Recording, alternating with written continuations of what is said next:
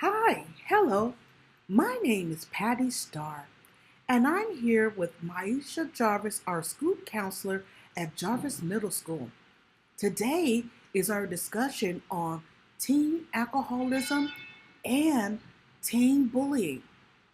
Stay tuned for some important information that Miss Jarvis has for us. Okay, bye bye.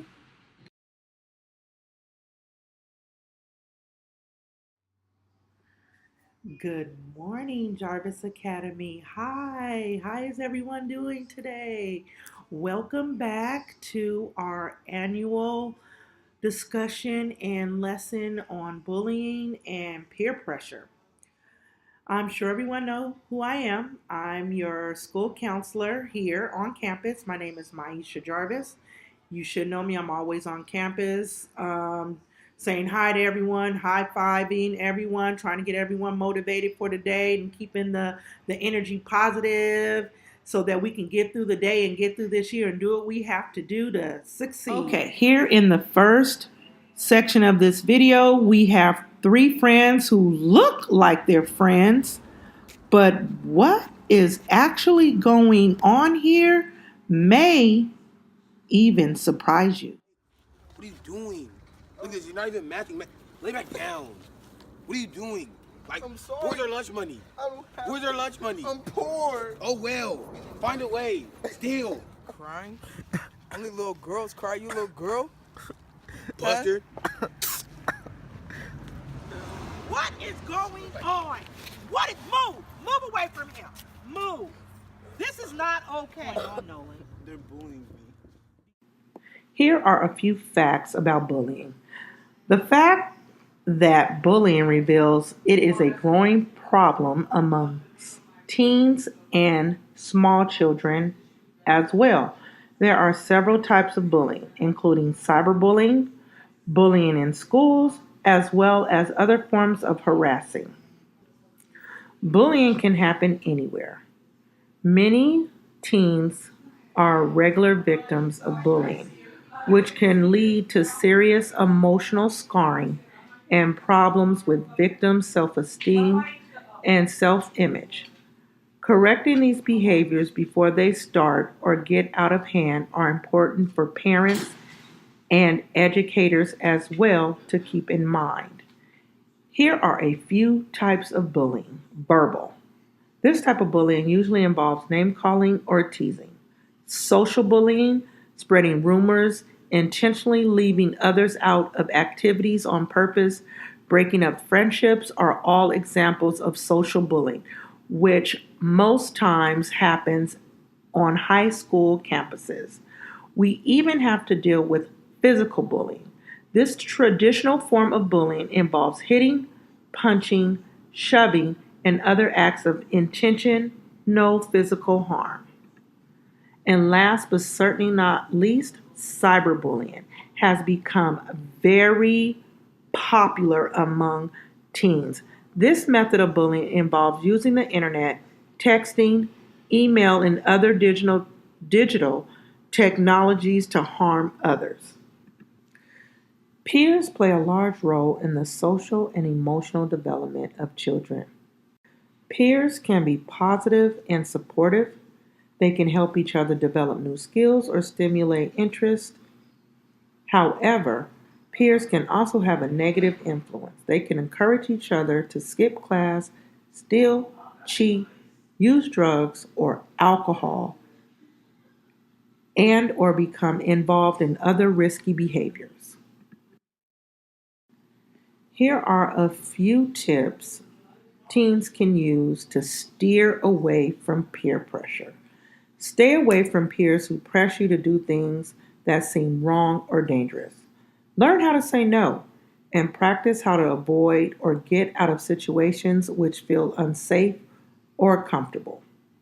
If you have a problem with peer pressure, talk to a grown up you trust, like a teacher or, of course, a school counselor.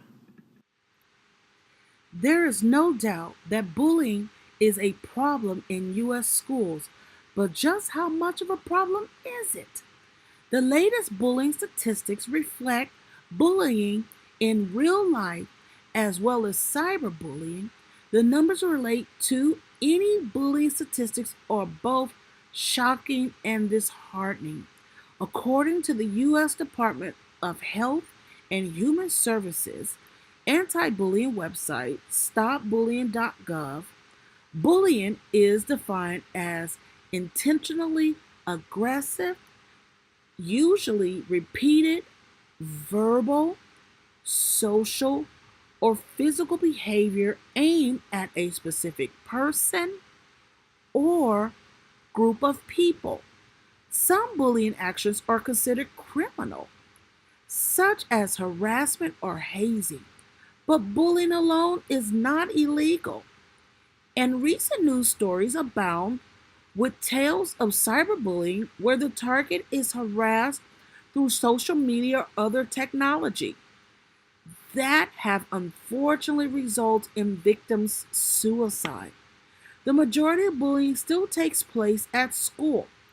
1 in 3 U.S. students say they have been bullied at school, according to DHHS. Approximately 160,000 teens reportedly skip school every day because they are bullied, and 1 in 10 teens drop out of school due to repeated bullying. 83% of girls and 79% of boys report being bullied either in school or online. Do you understand? Yes. India, do you understand? Shake hands. Here is the second clip, peer pressure. Let's see how quickly this escalates into something that you are not always prepared to happen. Hey, dude. What you guys doing? Studying. Remember that party we went to last week? Yeah. Y'all have more fun? Look what I got.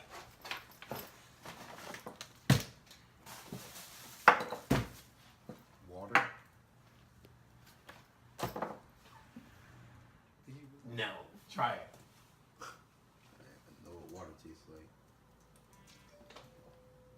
Not water. Yeah. Alright.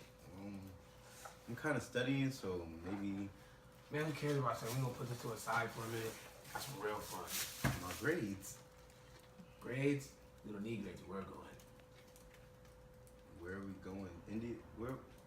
I thought I was going to class later. I don't. No, we're gonna get drunk. I don't do that. I mean, might as well. Might as well. Bottoms up. But I don't do that. Are you being scared? Really? Goes down easy, trust me. Do you need to do it again and show you? Let's show her. She's a lightweight.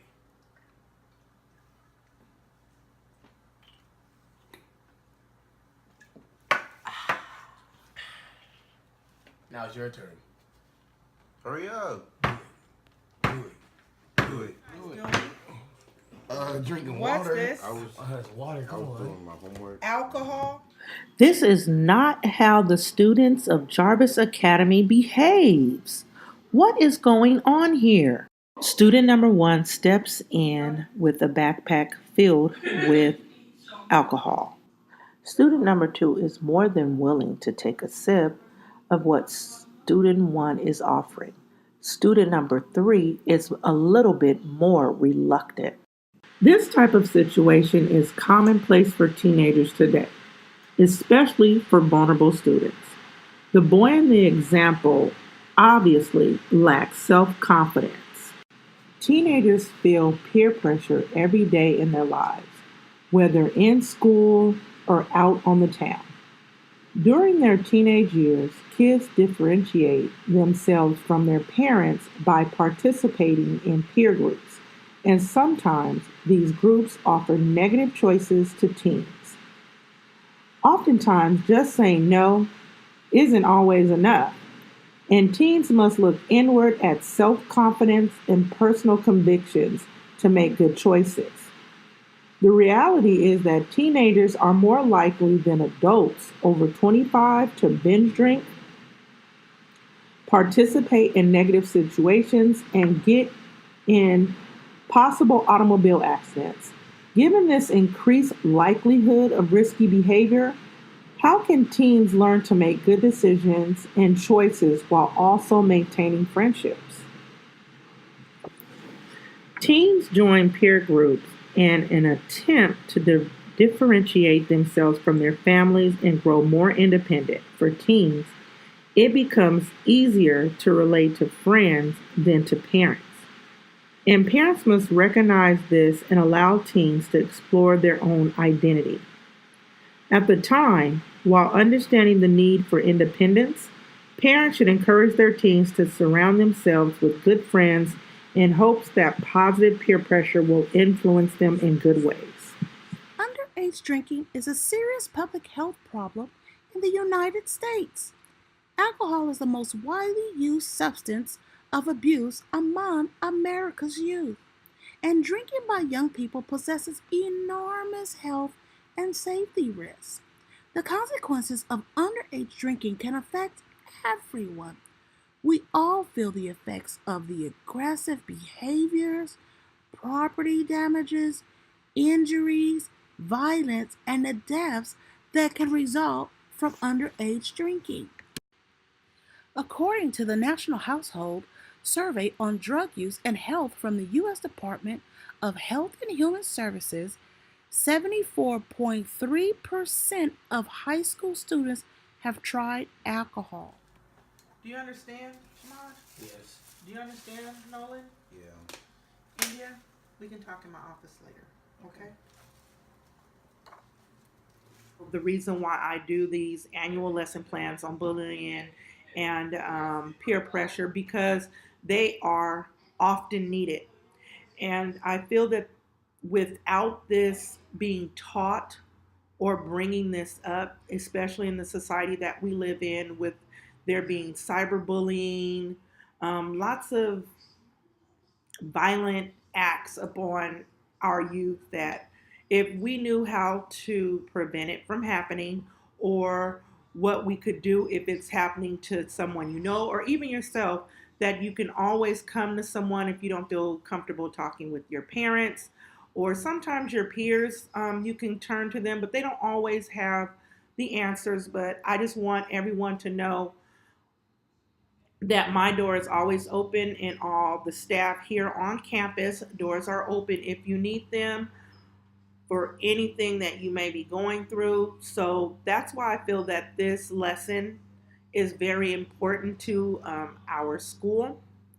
And maybe one year we'll invite parents to join in and give their feedback on what they think that maybe we can do the next year, or add into this lesson, just so that we all get an overall understanding of how to deal with situations such as the ones that will be presented in this video. I just want everyone to be comfortable here on campus, around your peers, around me. If you don't know me, please come to the office at any time. Search me out, look for me. My door is open. I'm looking and always happy to meet new students. I want you to be comfortable with me, and I want us to build a relationship and a rapport, so that if at any time you are feeling some type of way about what's going on, in even at home, at school, that you can come and speak to me about what's going on, and I will do my best to get you through that situation.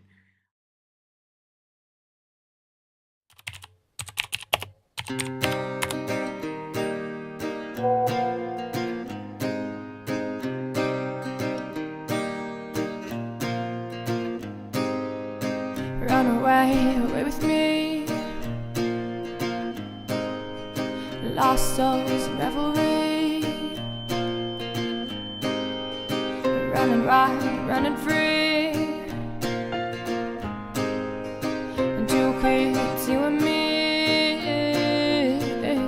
I said, yeah, living like we're renegades. Yeah.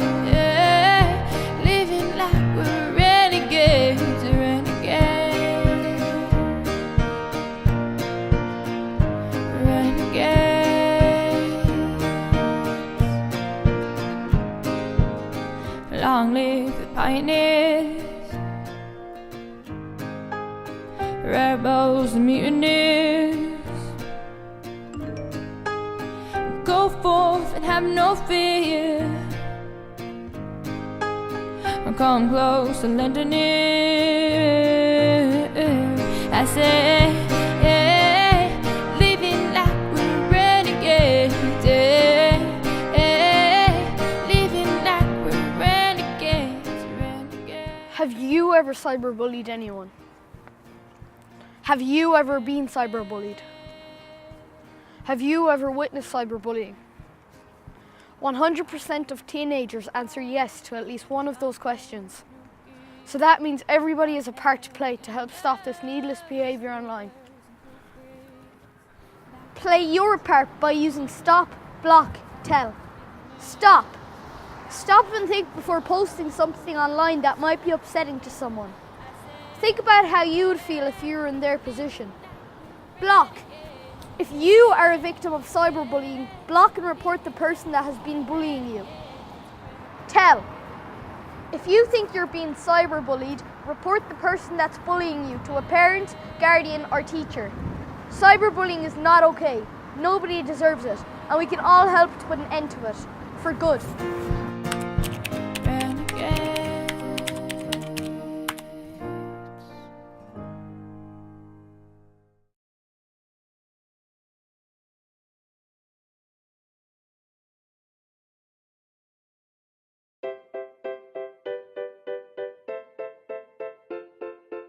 Whether you're in school or not, you're probably under a lot of pressure.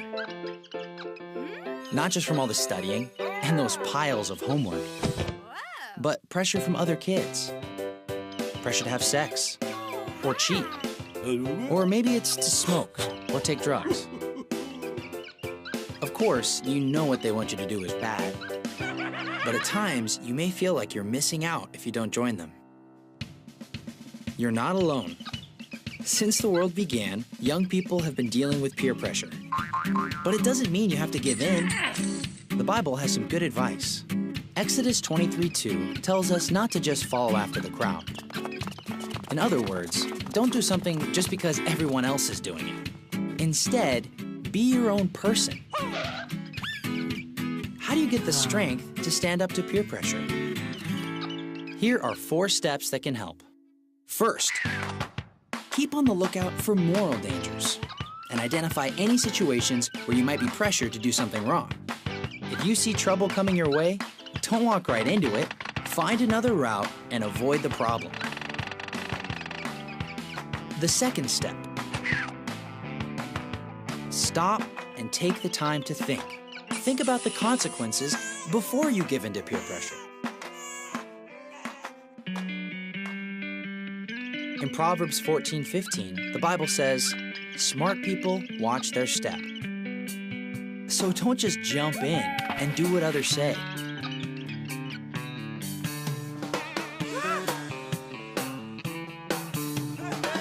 That may be hard to do if you're trying to fit in. But that's the time to use your imagination. How will I feel later if I give in? What might be the outcome? How might my actions affect others that care about me the most? Step 3, you need to plan ahead. Proverbs 24:5 says that a person who has knowledge increases his power. If you know exactly why you're saying no to something, why something is bad, it can give you the strength to say no. Now, the 4th step. Take action. No, you don't have to give your peers a lecture. Just say no, clearly and confidently. You may be surprised at their reaction. Each time you take a stand for what you know is right, you get stronger and stronger. And that makes it easier to resist the pressure the next time. You don't need to be rude, but you could give a reason why you wouldn't want to join in. And if they do keep pressuring you, just remember this. Giving into peer pressure is kind of like being turned into a puppet with your peers pulling the strings. You can't hide from peer pressure, but you can stand up to it. Remember to keep on the lookout. Think about the consequences. Plan ahead and take action. Facing up to peer pressure can be scary at times.